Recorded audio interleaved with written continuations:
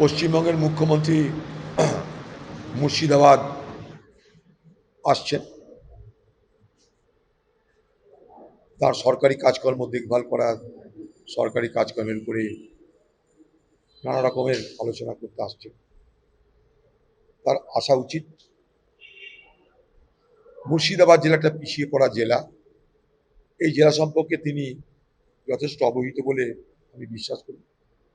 কারণ এই জেলার বিভিন্ন রাজনৈতিক দায়িত্বপ্রাপ্ত হয়ে তিনি বারবার এই জেলায় এসেছেন, এই জেলায় কাজকর্ম করেছেন। এই জেলার জেলা পরিষদ থেকে আরম্ভ করে পঞ্চায়েত সবই তার চেনা জানা। পিছিয়ে পড়া জেলা হিসেবে বাংলার মুখ্যমন্ত্রীর কাছে দু তিনটে ছোট ছোট দাবি থাকবে আমার। এক, মুর্শিদাবাদ জেলায় একটা রেল কোচ ফ্যাক্টরি করার চেষ্টা করা দরকার। আমি যখন রেলমন্ত্রী ছিলাম তখন সরকারের দুটো দপ্তর, একটা steel authority of India limited, rail authority of India limited, rail এবং সেল দুজনকে একসঙ্গে করে মুর্শিদাবাদ জেলা একটা রেল কোচ ফ্যাক্টরি চেষ্টা শুরু করেছে। যেহেতু এখন ডবল ইঞ্জিন সরকার, জমির কোনো অভাব নাই, কেন্দ্রের রাজ্যের দুই সরকার মনে করলে একটা রেল কোচ ফ্যাক্টরি করা সম্ভব। মুর্শিদাবাদ জেলার বিস্তীর্ণ এলাকায় মানুষ জলাভাবে ভুগছে, চাষের কাজে জল নেই, অথচ মুর্শিদাবাদ জেলার প্রাকৃতিক সম্পদ যথেষ্ট আছে। সেই রকম একটা প্রাকৃতিক সম্পদের নাম ভান্ডার দ্য বিল। সুদূর ভবনগর থেকে শুরু করে চুরলি নদী পর্যন্ত এই বিল বিস্তৃত। সেই বিলটা বোঝে যাচ্ছে, সেই বিলের মধ্যে ইটের ভাটা তৈরি হয়ে যাচ্ছে, অথচ এলাকার মানুষের জলকষ্ট শেষ হচ্ছে, চাষে জল পাচ্ছে না, মাটির তলায় জলের স্তর নেমে যাচ্ছে। এই জায়গায় দাঁড়িয়ে আমার দাবি একটা, যে মুর্শিদাবাদ জেলায় ভান্ডার দ্য বিল সংস্কারের জন্য রাজ্য সরকার বিশেষ ব্যবস্থা নিক, বিশেষ আর্থিক অনুদান দিক। রামজিরাম যোজনাতেও এটা কিন্তু আরামসে করা যায়, কারণ মূল কাজ মাটি কাটা। ভান্ডার দ্য বিল সংস্কার হয়ে গেলে ভূস্তরে যেমন জলের স্তর বাড়বে, কৃষি বেড়ে যাবে, মাছ চাষ বেড়ে যাবে এবং জলপথ পরিবহনের ব্যবস্থা শুরু হয়ে যাবে। প্রাকৃতিক ভারসাম্যে একটা অসম্ভব রকমের অনুকূল বাতাবরণ তৈরি হবে। বাংলার মুখ্যমন্ত্রীকে বলবো তাই, ভান্ডার দ্য বিল সংস্কারের জন্য আপনি উদ্যোগী হন। 3 নম্বর, এর আগে আমি এটা নিয়ে অনেক পদযাত্রাও করেছি, তাই আমি জানি ব্যাপারটা। 3 নম্বর, কয়েকদিন আগে আমি বেলডাঙ্গার ভাবতায় গেছিলাম। সেই ভাবতায় কয়েক বছর আগে সেখানকার স্থানীয় মানুষ জমি দান করেছে, টাকা দান করেছে। কি না, রাজ্য তুমি অনুমতি দাও কিংবা তুমি দায়িত্ব দাও, একটা মেয়েদের জন্য গার্লস কলেজ করে দাও। জমি দিয়েছে, কোটি কোটি টাকা জমি দিয়েছে বিনা পয়সায়। আজও পর্যন্ত সেখানকার তৃণমূলের আমলে তারা ভোট করেছে, ভোট নিয়েছে, কিন্তু সেই ভাবতার মেয়েদের কলেজটা কিন্তু তারা করেনি। অথচ সাধারণ মানুষ কিন্তু উপযাচক হয়ে স্বেচ্ছায় জমি টাকা দান করে এটা করেছে। আপনি জানেন, একটা পরিবারের একটা বউ, সে নিজের অলংকার 10 লক্ষ টাকা বিক্রি করে জমি কিনে দিয়েছে অন্যান্য লোকের সঙ্গে। অনেক জমিটার দাম, কয়েক কোটি টাকা জমিটার দাম। তাই রাজ্যের মুখ্যমন্ত্রীকে বলবো, আপনি যখন আসছেন, ভাবটা থেকে আপনার অনুষ্ঠান যেখানে হবে সেটা বেশি দূর না। আপনি এই কথাটা ভেবে ভাবটা যাতে মেয়েদের গার্লস কলেজটা হয় তার জন্য সচেষ্ট হবেন, এটা আপনার কাছে আশা রাখছি। বেশি দাবি করছি না আমি। অনেক আমাদের সমস্যা আছে, পিছিয়ে পড়া জেলা আছে মুর্শিদাবাদের, সমস্যা সেটা কিন্তু এই মুহূর্তে সব আপনাকে একসঙ্গে বলতে চাইছি না। এই 3টে কমসে কম আপনি দায়িত্ব নিন। একটা হচ্ছে রেলের কোচ ফ্যাক্টরি, ভান্ডার দ্য বিল সংস্কার, আর ভাবতায় মহিলা কলেজ। তার সঙ্গে ভাঙন আছে, বন্যা আছে, সেগুলো আছে, অনেক দাবি আছে, সেগুলো পরে বলবো। প্রথম দিনই আপনাকে বেশি বিব্রত করব না, মাত্র 3টে দাবি আপনার কাছে করলাম। বাংলার মুখ্যমন্ত্রী বিষয় ওর কাদের কি আলোচনা করছে। সব থেকে আগে আমি একটাই কথা বলেছি, বিন্দুমাত্র যদি কোনো দম থাকে তথাকথিত বিদ্রোহী তৃণমূল, বিন্দুমাত্র যদি মর্যাদা বোধ থাকে, সম্মান বোধ থাকে, তাহলে তৃণমূল পার্টির সদস্যতা ছেড়ে দিয়ে ভোটে দাঁড়িয়ে তারা নিজেরা জিতে গিয়ে প্রমাণ করে দিই আমরা বিদ্রোহী। নাহলে এই বাগিদেরকে দাগি ছাড়া কিছু বলবো না। বিদ্রোহী হচ্ছে বাগি, এরা বাগি তৃণমূল না দাগি তৃণমূল, এটা আমাদের ভেবে দেখতে। কারণ সব কটা গেছে পুলিশের হাত থেকে পিঠ বাঁচাতে, শিবের হাত থেকে রক্ষা, আর কোনো বিদ্রোহের কোনো আর কারণ নেই। প্রত্যেকটা বিদ্রোহীর একটাই জীবনের লক্ষ্য, পুলিশ যেন কিছু না বলে, সিবিআই যেন কিছু না বলে, যা ধান্দা বাড়ি করেছি তা যেন ঠিক থাকে, ঘরের লক্ষ্মী যেন ঘরেই থাকে, ঘরের লক্ষ্মী যেন বাইরে না যায়, তার জন্য বিদ্রোহী। তাই এই সমস্ত বাগিরা আসলে তারা দাবি। মমতা ব্যানার্জি যখন রাজনীতি করেছিল, প্রথম দিন থেকে তার একটাই অভ্যাস ছিল, প্রতিদিন সকালবেলা উঠে খবরের কাগজে তার নাম আছে কিনা সেটা দেখে নেওয়া। তিনি নিউজ অ্যাডিক্টেড একটা লিডার। সেই মমতা ব্যানার্জি এত বড় ক্ষমতায় থাকলেন, সারা রাজ্য জুড়ে দেশ আলোচিত থাকলেন, হঠাৎ করে তার সবকিছু হারিয়ে গেল। তাতে মমতা ব্যানার্জি নিজের মানসিক ভারসাম্য নষ্ট হচ্ছে বলে আমি মনে করি। তা না হলে তাঁর দলের একটা কর্মীকে প্রকাশ্য রাজপথে এভাবে চড় মারতে পারতেন। আমার মনে হয় মমতা ব্যানার্জির উচিত সেই কর্মীর কাছে ভুল স্বীকার করে, কারণ কোনো কর্মী কিন্তু কারোর দাস নয়। প্রত্যেকটা কর্মীরই তার নিজস্বতা আছে, স্বাধীনতা আছে, মর্যাদা আছে, কোনোভাবেই সেগুলোকে আমরা লঙ্ঘন করতে পারি না। বাংলার মুখ্যমন্ত্রী আগামীকাল মুর্শিদাবাদে আসছেন। এই মুর্শিদাবাদ জেলাকে তিনি চেনেন, জানেন, কারণ এর আগে অনেক বড় বড় দায়িত্ব নিয়ে তিনি মুর্শিদাবাদ রাজনীতি করতে এসেছেন। তার কাছে আমার দু তিনটে দাবি আছে। এক নম্বর দাবি হচ্ছে, মুর্শিদাবাদ জেলায় আমি যখন রেলের দপ্তরে ছিলাম, রেল মন্ত্রকে, স্টিল অথরিটি অফ ইন্ডিয়ার সঙ্গে কথা বলে আমি অনেকটা এগিয়ে ছিলাম।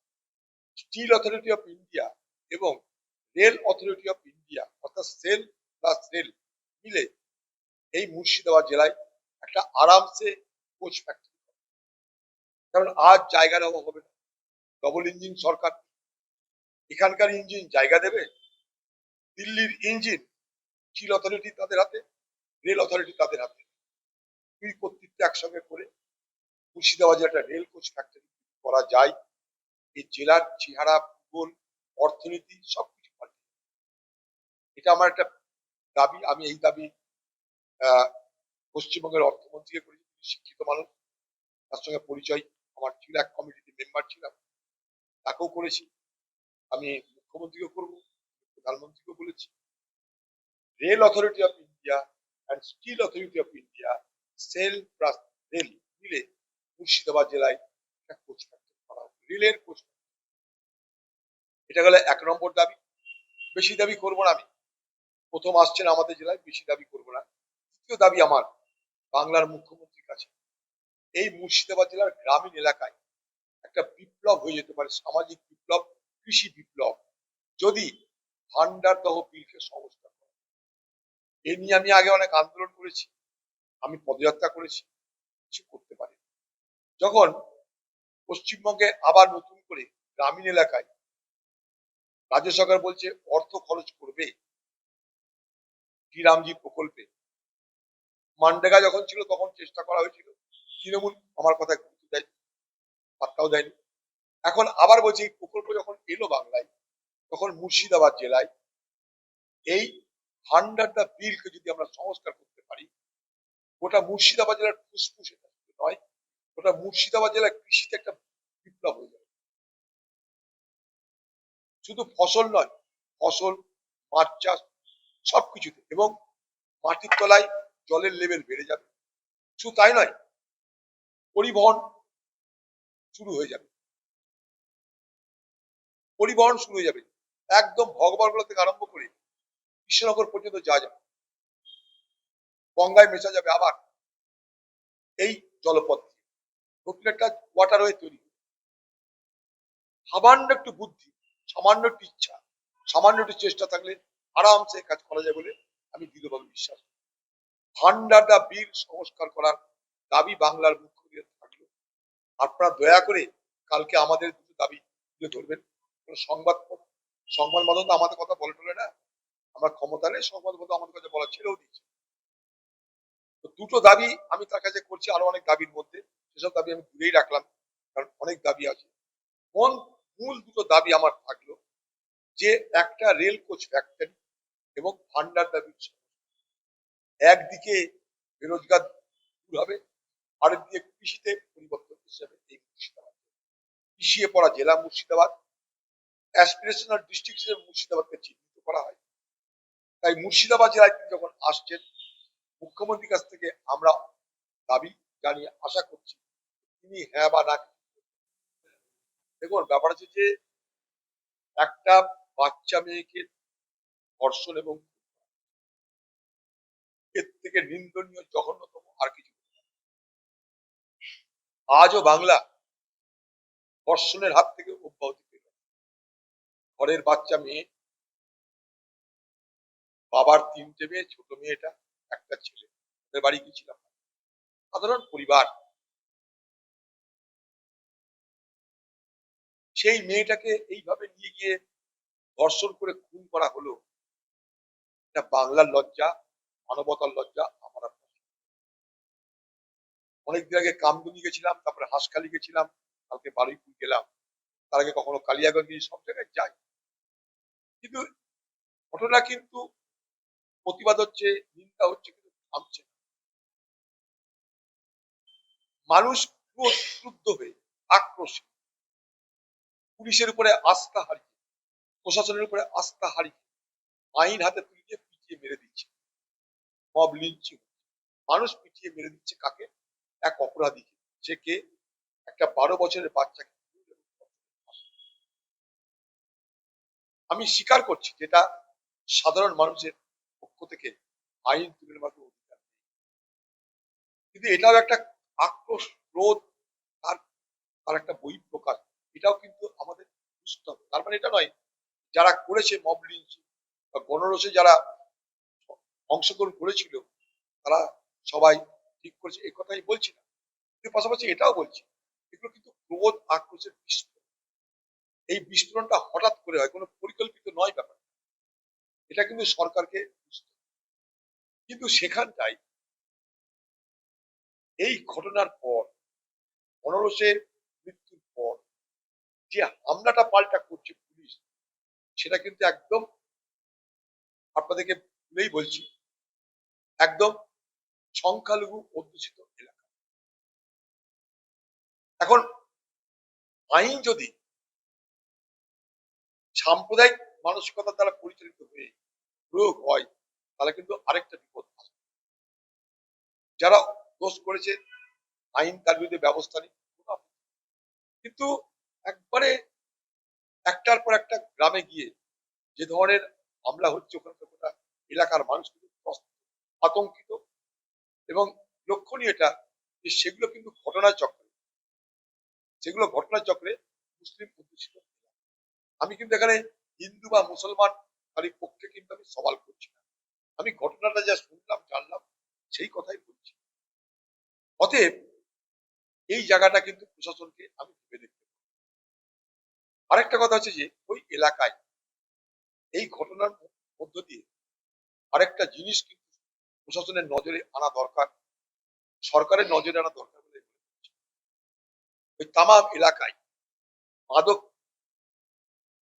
নেশার কিন্তু রমরমা, মাদক ব্যবসার রমরমা, মাদক এবং নারী পাচার, ওই গোটা এলাকার কিন্তু একটা পরিচয়। আপনাদের বলে রাখি, আজকের দিনে ভারতবর্ষে, আজকের দিনে ভারতবর্ষে রিপোর্ট বলছে, রিপোর্ট, যে যত রেড লাইট এলাকা আছে, যত পেশাপট্টি আছে ভারতবর্ষে, সব থেকে বেশি সেই পেশালয়ে বসবাসকারী যারা, তাদের মধ্যে বাংলার মা বোনদের সংখ্যা সব থেকে বেশি। মনে রাখবেন আমার কথা, পশ্চিমবঙ্গ সরকারকেও আমি কথা বলছি, ভারতবর্ষে যত বেশ্যালয় আছে, সেই সমস্ত বেশ্যালয়ে আজকের দিনে বাংলার মা বোনেদের সংখ্যা সব থেকে বেশি। তার কারণ নারী পাচার চলছে, মাদকের কারবার চলছে, আর মানুষের মানব দেহের অংশ, অর্গান, অর্থাৎ দেহের অঙ্গ প্রত্যঙ্গ, তারও কারবার চলছে এই পশ্চিমবঙ্গ। পশ্চিমবঙ্গের প্রশাসনকে এগুলো বুঝতে হবে, কারণ গত বছরের পর বছর ধরে প্রশাসন বলে কিছু ছিল না এখানটায়, সেই সুযোগে অপরাধীরা স্বর্গরাজ্য বানিয়ে ফেলেছে সেই সমস্ত এলাকা। এটার সঙ্গে নারী পাচারের সম্পর্ক আছে কিনা তদন্ত করে দেখা দরকার। এটার সঙ্গে মাদক পাচারের সম্পর্ক আছে কিনা তদন্ত করে দেখা দরকার। এই ঘটনার পিছনে কোনো বড় মাথা আছে কিনা তদন্ত করে দেখা দরকার। পাশাপাশি আমি এটাও বলবো যে শুধুমাত্র আমি এনকাউন্টার করলাম, কড়া ব্যবস্থা নিলাম, বড় আইন তৈরি করলাম, মা বোনেদের উপরে নির্যাতন বন্ধ করতে, নারী নির্যাতন বন্ধ করতে, এটা কিন্তু একটা কোনো কুইক ফিক্স নয়। অর্থাৎ এটা কিন্তু হয়ে গেল, বলে দিলাম আর হবে না এমন ব্যাপারটা না। তা যদি হতো তাহলে ভারতবর্ষে বিজেপি শাসিত রাজ্য রাজস্থান, বিজেপি শাসিত রাজ্য উত্তরপ্রদেশ, বিজেপি শাসিত রাজ্য মহারাষ্ট্র, 3 জায়গার আপনি তদন্ত দেখুন, আপনার খবর নিন। National crime record bureau NCRB তাদের রিপোর্ট সংগ্রহ করে দেখুন যে ভারতবর্ষের নারী নিগ্রহ, নারী নির্যাতন সব থেকে বেশি হচ্ছে রাজস্থান, মহারাষ্ট্র, উত্তরপ্রদেশ, এই এলাকাগুলো। অর্থাৎ কড়া আইন সব জায়গায় আছে। কড়া আইন মানে ব্যাপারটা সমাপ্ত যাওয়ার নয়। কড়া আইনের পাশাপাশি সমাজকেও কিন্তু এগিয়ে আসতে হবে, সমাজের মধ্যেও কিন্তু প্রচারের ব্যবস্থা করতে হবে, সমাজের মধ্যে থেকে কিন্তু একটা আন্দোলন করা দরকার। এই ধরনের নিন্দাজনক, কাপুরুচিত, ভিন্ন ঘটনা ঘটানোর বিরুদ্ধে এটাই করতে। এটার কারণটা হচ্ছে এইটা যে পশ্চিমবঙ্গের তৃণমূল ক্ষমতাচ্যুত হবার পর তৃণমূল আমলে যারা এখানে পঞ্চায়েতে নির্বাচিত হয়েছিল তাদের তৃণমূল দল ছেড়ে অন্যান্য দলে যোগদানের প্রবণতা বেড়েছে এবং তার মধ্যে কংগ্রেসে যোগদানের একটা প্রবণতা বাড়ছে।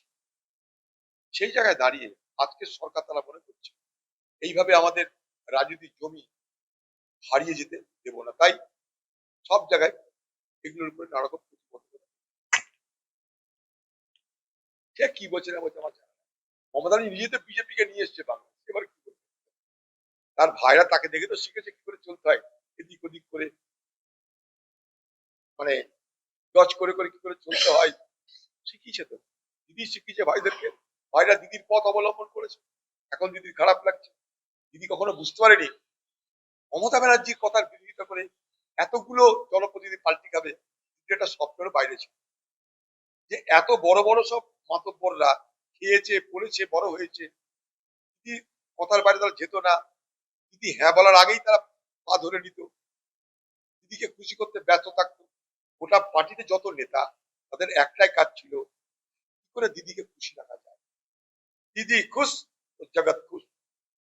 হঠাৎ সেই দিদির পাশ থেকে রাতারাতি যেমন জাহাজ ডোবার সময় ইঁদুর জাহাজ ছেড়ে পালায়, তখন তৃণমূলের জাহাজ যখন ঢুকছে তৃণমূলের ইঁদুররা জাহাজ ছেড়ে পালাচ্ছে।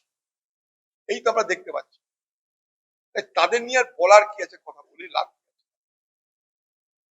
কারণ তারা বাঁচতে গেছে, একটু আগেই বললাম আপনাদের, যাতে income tax, ED, CBI, police, case কাচারি না হয় তার জন্য ব্যবস্থা